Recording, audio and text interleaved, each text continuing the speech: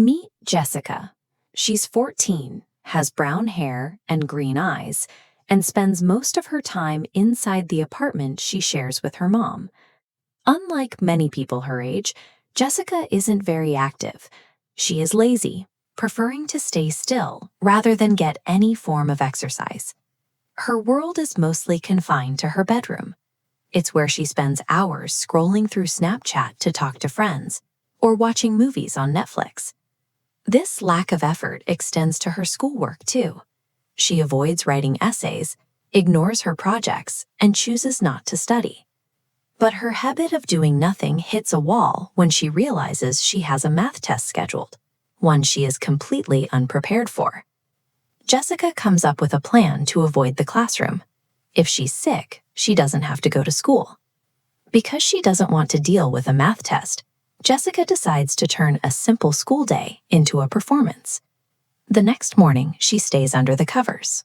Even when her mom calls out that it's time to get up, Jessica remains silent. When her mom comes in to check on her, Jessica starts her act. She uses a fake cough, claiming her throat hurts so much she can barely speak. Her mom is convinced. She tells Jessica she has a cold, brings her some soup and a box of Kleenex, and tells her to stay in bed and rest. Once her mom leaves for work, Jessica is left alone in the apartment with no one to watch her. She immediately stops acting sick. She spends the day exactly how she likes, on her phone and watching Netflix.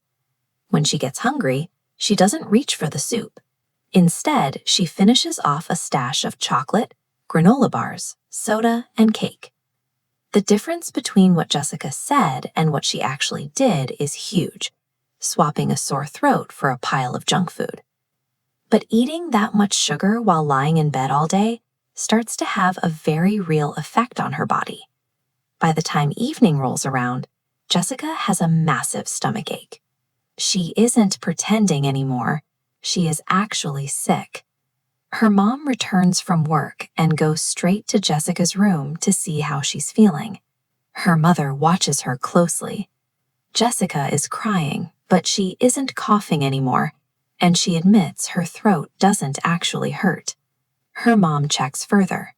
Jessica isn't stuffed up, and when her mom touches her forehead, she finds it isn't hot.